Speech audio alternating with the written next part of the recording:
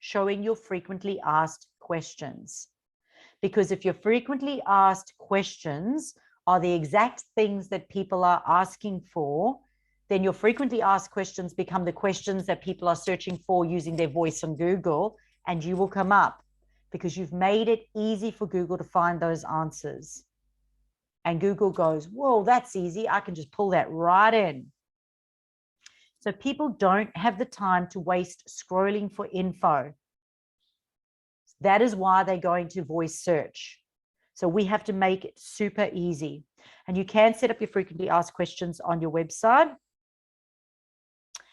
How-tos are really important. I mean, sometimes I look at a lot of my blogs and my YouTube videos and I go, how to. And to tell you the truth, I get a bit like, how to not use how to. Maybe that's another blog I should write. How to not use how to. But how to is probably the most used or commonly searched for. How do I do this? How do I use that? So if you can consider using some of that in there and provide in-depth content on your website around the how-tos that help your ideal customer, it means when people are looking for those answers, they will come up. Okay, Google will choose you. Google will choose you and put you in there. So consider what are the top 10 questions that your clients or customers ask you for help with.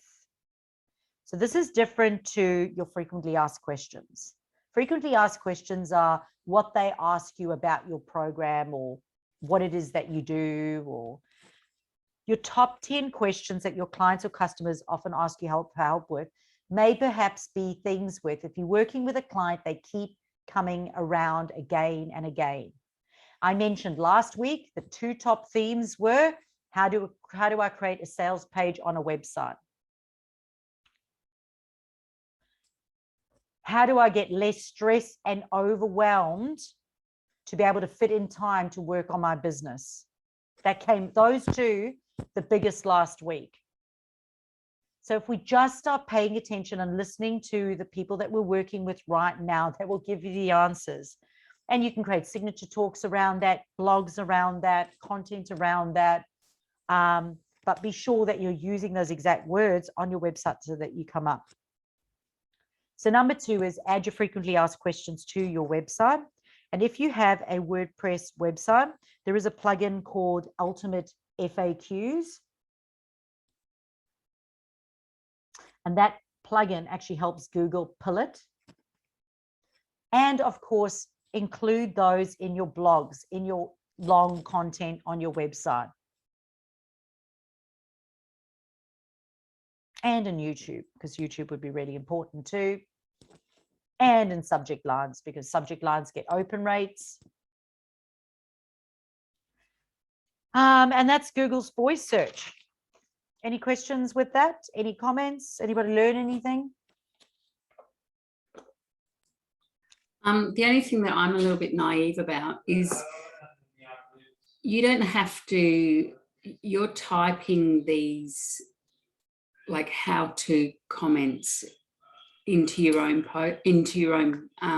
website. Yeah, 100%. So you're just putting the exact words that they would be saying into Google, you're putting it in your website. And then Google is looking, so Bert is scanning, and when people go, hey, what time is wine time? It will pull the word, because you go, what time is wine time? Bert will find it and it will pull it in. And so, go, according to Mrs. Red, wine time is when you get out your paintbrushes and da-da-da-da. So would I be writing that into a blog post? The best place for that is actually in the title of a blog. But of course, you know how it is. Title of the blog, it then needs to be mentioned throughout the blog. Call to action, yes. Yeah. But they are saying that including it in having a frequently asked question on your website is helping Bert. Oh, yeah. Is helping Bert. And making sure that you get the actual words that they use. Like I said, I'd like to find, Google, find me someone to assess where I'm at. Like that's not something that a mum's going to put in. So if we just change those words to how can I rediscover myself as a mum, then Google, but you've got to tick all Google's boxes, right? It's all about doing everything. And as I said, there's apparently a new plugin, and that new plugin helps Google go there. So it's all very new. And Bert's still learning. Bert is still learning, and he has to learn because apparently 55% of houses are going to have a voice advice. But in saying that, as I said, Sandy for the last 2 years has only ever been using Google with a microphone. Okay, any other questions, comments? Anybody going to take any action on any of that? Yeah, I'm going to do a post of when is wine time. I'm serious. I reckon that will be quite a Googled phrase. Yeah. So we got to think outside the box sometimes, right? Yeah, 100%. And sometimes when you go into social media, you can ask the question. You can ask the question, hey, as a mother, would you ask this or would you ask that? Because you'll get that feedback, and that survey, that surveying is so important, the customer surveying. I've done I think I mentioned Mummy's Little Helper, which is inference for wine time. Sometimes it's 8 a.m. Sometimes it's 5 p.m. And that's very Australian. That's very, very Australian. Okay, awesome. All right, so the next thing I wanted to talk about today was, I can first show you some frequently asked questions. So these are in the sales process, and we did go through them then, but I thought I'll just bring them up. I know in my blogs on my website somewhere there are more. Jody, did you find more somewhere? I'm sure there was another blog, or there is definitely another blog with more of these. But anyway, here are the most popular. I did go to your search and tried to find it, but it wouldn't come up. It wasn't a subheading as frequently asked questions. So it'll probably be in a written blog somewhere of something else. Yeah. Okay, cool. But I mean, these ones over here are sort of the most popular, and literally you can Google what are the most commonly asked, frequently asked questions. But again, it has to be relevant to your ideal client and what you do, else it makes no sense. So do I need this? Who is this for? Will this help me? When does this end or start? And again, that's not going to help Google. When does wine time end or start? Like if that's a frequently asked question, then maybe. But there's a couple others here. But again, it's got to be relevant to your customer. It's got to be relevant to your program. Got to be relevant to what people would be putting into Google as well. But frequently asked questions, a little bit different to the task that you had of going and looking at what are the top 10 questions your clients ask you for help with. If you just come up with that and you've got those 10 written somewhere, that's going to seriously help you. For Jane, it might be something around how to keep my children quiet. And then bring artwork into it, and then talk about developmentally and the whole process of it. So okay, so the top 10 questions. Alison, what would you say? Top 10 questions of what your clients ask you for help with. In their words. What is kinesiology? Perfect. 100%. What is kinesiology? Yeah. And 100%. how can it help me? Perfect. Excellent.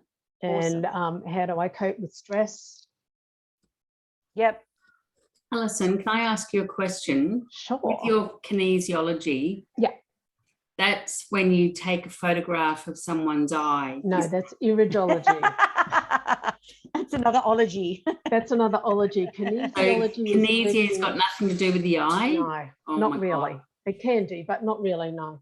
It's muscle testing, tuning into your energy systems to so muscle you don't need to have the customer or the patient in front of you to be able to do a consultation? Traditionally yes, but it has evolved online. So with mine, there's a lot of checking in with old emotional patterns that people have that stop them from moving forward. So I can surrogate on me for another client, say if I saw you online, and there's a lot of talking, sort of like counselling as well, and then we can check in with your body what it needs.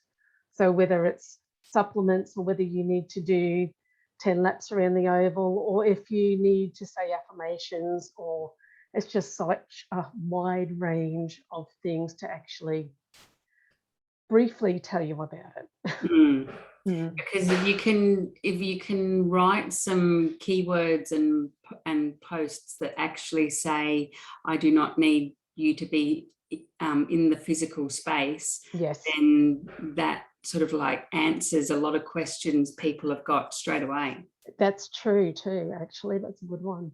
Yeah, Yeah. excellent. Thank you. And with Alison being in Maryborough as well, being such a small little town, Yeah. that is helpful. Yeah. Yeah, awesome. Okay. All right. So the next one I wanted to talk about, because these all kind of interlink just a little bit, is about custom